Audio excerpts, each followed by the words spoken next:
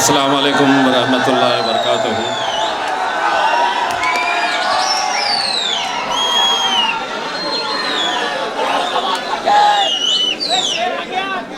इससे पहले कि मैं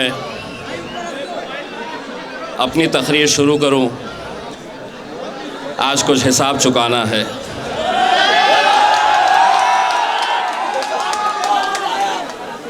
मैं ज़्यादा देर तक अपने जहन में बात रखता नहीं हूँ। पिछले बार बिहार गया था और बिहार जाते वक्त एक सभा थी ऐसी ही इलेक्शन की। वहाँ पर मुझे गाड़ी में किसी ने बताया कि बिहार का मुख्यमंत्री, उत्तर प्रदेश का मुख्यमंत्री, माफ़ करिएगा, यूपी का मुख्यमंत्री योगी आदित्यनाथ ने एक दिन पहले मुसलमानों के ताल्लुक़ से एक बयान दिया था और उसमें ये कहा था कि मुसलमानों ने कटोरा उठा के ये पाकिस्तान चले जाओ। बस वैसे ही गाड़ी के अंदर किसी ने मुझे ये सुनाया और मैं सभा के लिए चला गया और वहाँ जाने के बाद सबसे पहले मैंने यही बात कही कि तकरीर शुरू करने से पहले उसका हिसाब चुकाया जाए। और मैंने क्या कहा था,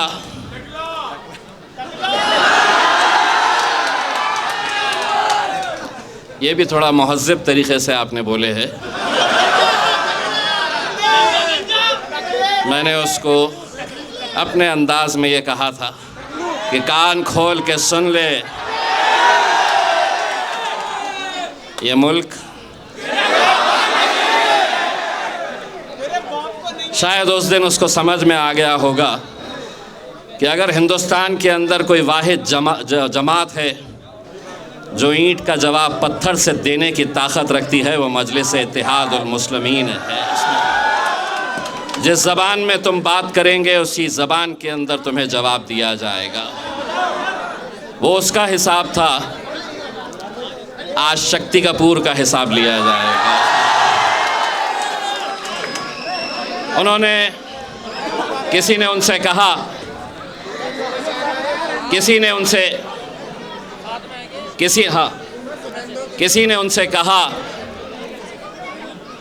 कि इम्तियाज़ जलील आपके बारे में ये कह रहा था कि आम आदमी पार्टी को वोट देने का मतलब ये है कि आरएसएस को वोट देने के बराबर है।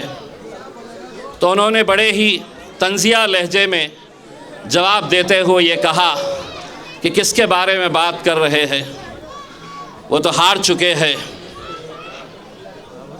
मैं आपको एक बात बताना चाहता हूँ अमानत भाई, अल्लाह को तकब्बुर पसंद नहीं है। और अगर आपका ईमान के ऊपर यकीन है तो एक बात ये भी समझ लीजिएगा कि तो इज़्ज़ु मन तशा व तज़िल्लु मन तशा, इज़्ज़त का और ज़िल्लत का देने वाला खुदा है।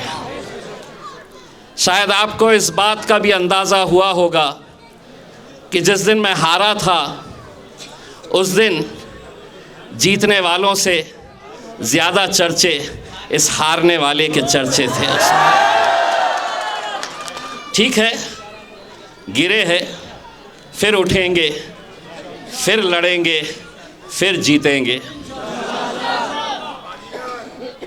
एक बात आपने ये भी सुनी होगी,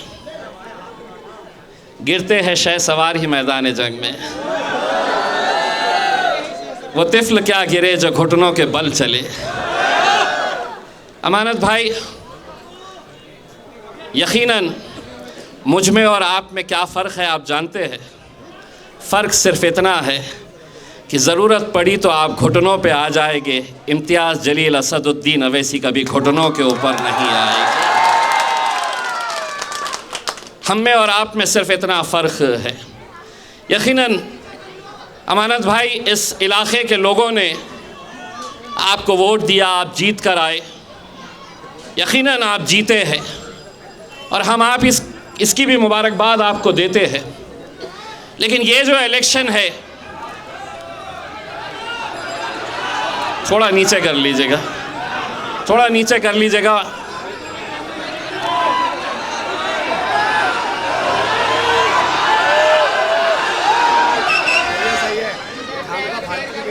इससे एक बात तो साबित होती है कि मेरा चेहरा शक्ति कपूर के जैसा नहीं है।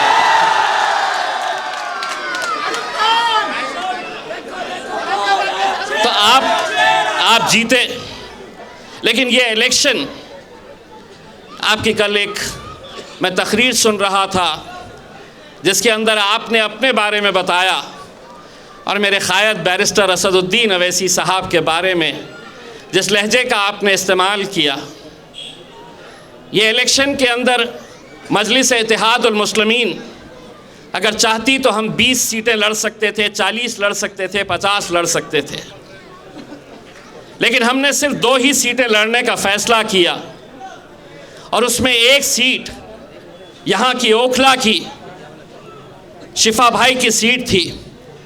अमानत भाई, मैं दिल्ली का ज़िम्मेदार हूँ, असद भाई इतना यकीन रखते हैं। मैं आपको आज एक बात पूरी ईमानदारी के साथ कहना चाहता हूँ, शिफा भाई को मैंने कभी देखा नहीं हूँ, मैं कभी उनसे बात नहीं किया, ना कभी मेरी गुफ्तगू हुई, ना मैंने उनके साथ फ़ोन के ऊपर बात किया। आज एक सियासतदान नहीं, एक दीवाना, एक जुनूनी, एक अपनी कौम से मोहब्बत करने वाला महमूद हमारे साथ जुड़ा है। आज आपको मैं बताना चाहता हूं, अगर शिफा भाई अगर हमारे उम्मीदवार नहीं रहते तो मजलिस इस महमूद को टिकट देने वाली थी। महमूद इलेक्शन लड़ने वाला था हमारी तरफ से।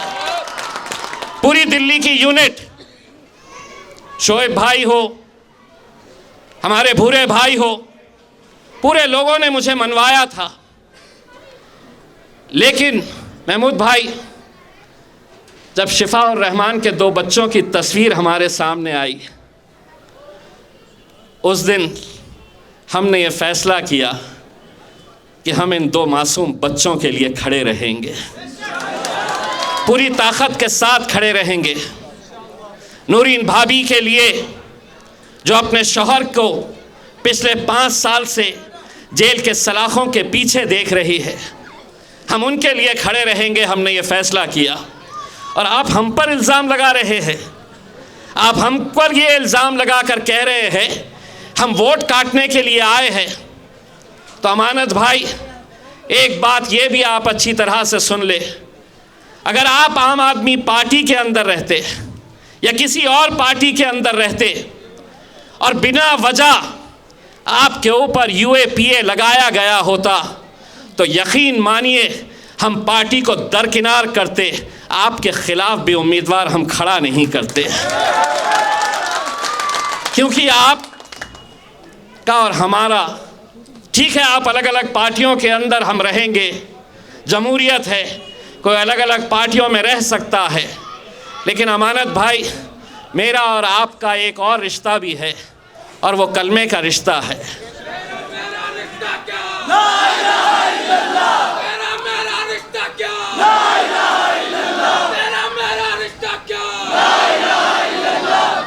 आपने बड़े अकड़ कर ये बात कही कि कौन इम्तियाज़ जलील। जब आप केजरीवाल जिंदाबाद के नारे लगा रहे थे, ये वही इम्तियाज़ जलील अपने आका मोहम्मद मुस्तफ़ा सल्लल्लाहु अलैहि वसल्लम के ख़िलाफ़ जब गुस्ताखी हो रही थी तो आपकी पार्टी इस मुद्दे के ऊपर रास्ते पर नहीं आई थी। हमने हिंदुस्तान की तारीख़ के अंदर इतनी बड़ी रैली निकाली नहीं गई थी। जब आप अरविंद केजरीवाल जिंदाबाद के नारे लगा रहे थे तो मैं लब्बैक की आवाज़ दिया तो हज़ारों की तादाद के अंदर उस सरजमीन के ऊपर जहां पर शिवसेना और भारतीय जनता पार्टी की हुकूमत है, तुम अपने मालिक के लिए नारे लगा रहे थे और हम नारे तकबीर अल्लाहु अकबर कहकर रस्तों के ऊपर निकले थे। इसमें ये फ़र्क है हम में और तुम में। ये जो हवा चल रही है ना कहीं आपको भी महसूस हो रहा है।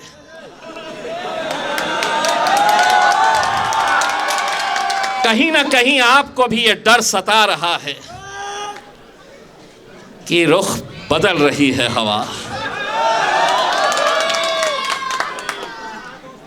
देखिए, मेरी एक बहन है जो कांग्रेस पार्टी की उम्मीदवार है, उनका भी एक बयान सुना कि शिफा भाई मेरे भाई जैसे हैं, नूरीन भाभी से मेरे बहुत अच्छे रिश्ते हैं, लेकिन MIM जो आई है वो वोट काटने के लिए मेरी बहन,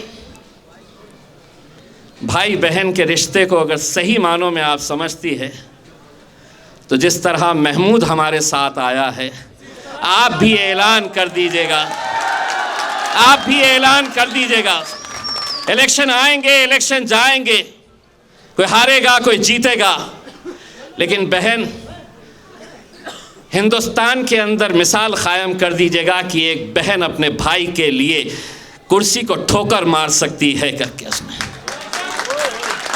आ जाइए, मैं आपको भी दावत दे रहा हूं। जिस तरह ये यहाँ की आवाम ने आज तय किया है कि हमने इतने साल सबको आजमाया है, लेकिन इस बार मजलिस इत्तेहादुल मुस्लिमीन को इस वजह से आप साथ दे रहे हैं क्योंकि हमने एक मजलूम इंसान जो जेल के अंदर कैद है, उसकी बेल नहीं हो रही, सुनवाई नहीं होती, कानून क्या अलग अलग बना हुआ है इस देश के अंदर। हम ये सवाल नरेंद्र मोदी से पूछना चाहते हैं, अमित शाह से पूछना चाहते हैं, कितने साल तक तुम एक इंसान को जेल के अंदर कैद रखेंगे? अगर दोषी है तो बताओ, लेकिन आज तो सिर्फ एक आरोप लगा हुआ है, आरोप के ऊपर इतना बवाल मचा हुआ है। मचाने वाले कौन है?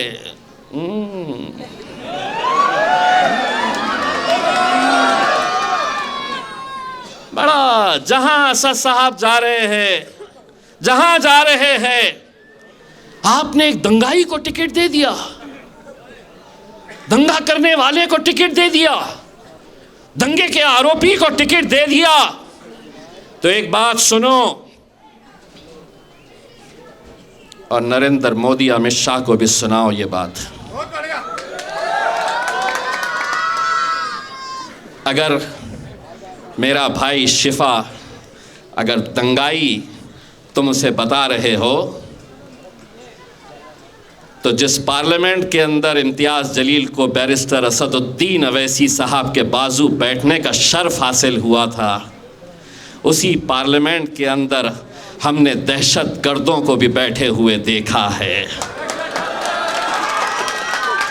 दहशत गर्दों को हमने देखा है, लेकिन उनके लिए कानून अलग, हमारे लिए कानून अलग। लेकिन हम बोलेंगे, हम लड़ेंगे, और ये इलेक्शन ओखला की आवाम का इलेक्शन है मेरे भाई।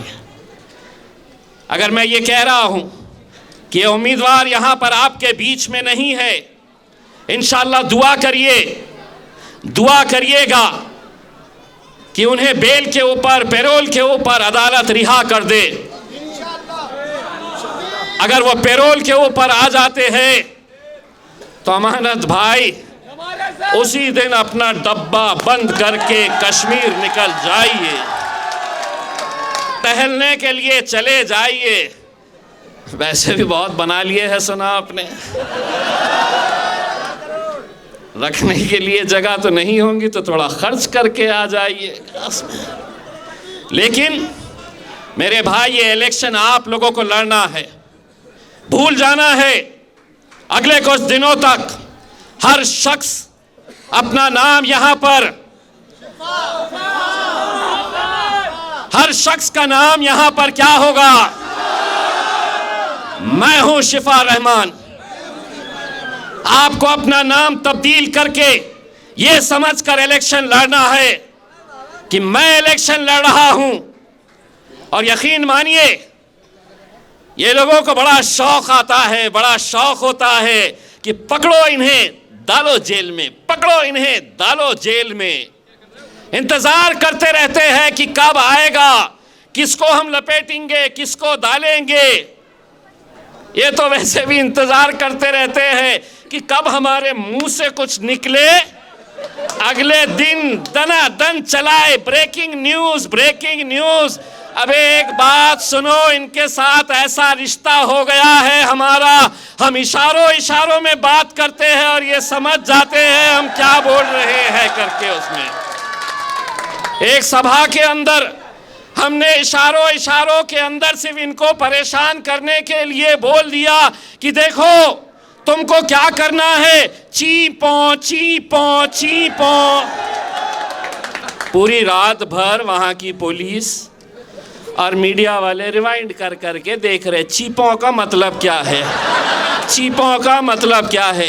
असद भाई बोले मियाँ तुमने अपने तकरीर में क्या बोल डाले, सब लोग परेशान हो रहे ना, चीपो चीपो क्या है। मैं बोला कुछ भी नहीं है, इनको परेशान कर रहा था साहब सिर्फ। उसमें पुलिस ढूंढ रही कि ये ची का मतलब क्या है, पौ का मतलब क्या है। कुछ नहीं है, खेलते रहो।